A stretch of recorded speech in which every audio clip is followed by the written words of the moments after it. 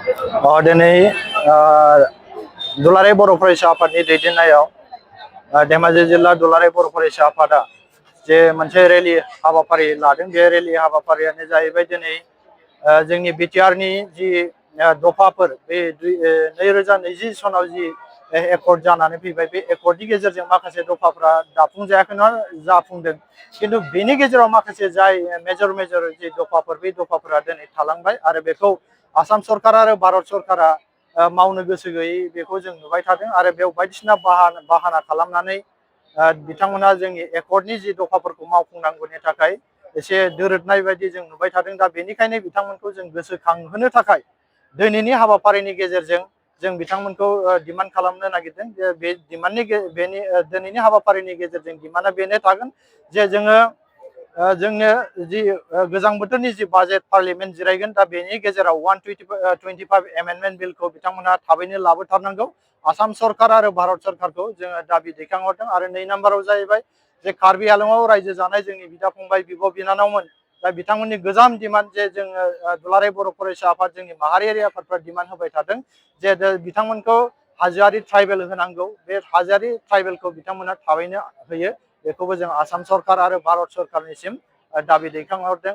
आरो बेनि गेजेराव जोङो 2020-2020नि गेजेराव जोङो बर' कसारि गावहायारि खुंथायनि मोनसे मोनबोबाय।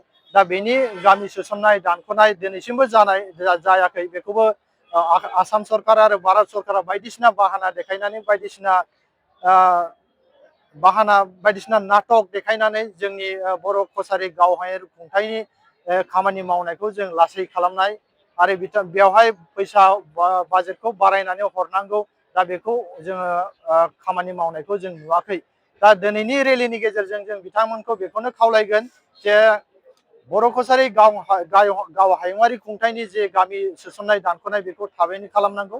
गामि सोसननाय दानख'नायखौ खालामनानै जे गामि इलेक्सन पार्टि नांगौ, बेखौ थाबैनो खालामनांगौ आरो बेनि गेजेरजों गोबां रां हरनांगौ, बेखौ जों आसाम सरकारनिसिम दाबि दैखांहरदों। आरो जोंनि बिटिआरनि गेजेराव आरो बिटिआरनि बाहेराव जेसेबांनाखि कलेज आरो स्कुल, बे भेन्सार स्कुलफोर दङ, जेसेबां पस्ट खालि दङ, बेखौ थाबैनो आसाम सरकारा जोंनि बर' बिजोंनि फरायसालिफोरखौ फुरा खालामनांगौ। आरो जेसेबांनाखि जोंनि पस्ट खालि दङ, हाइ स्कुल, एलपि स्कुलनिफ्राय लानानै आप टु कलेजसिम, दा बेवहाय पस्ट खालिखौ थाबैनो फुरा खालामनांगौ, बिथांमोननिसिम जों दाबि दैखांहरदों।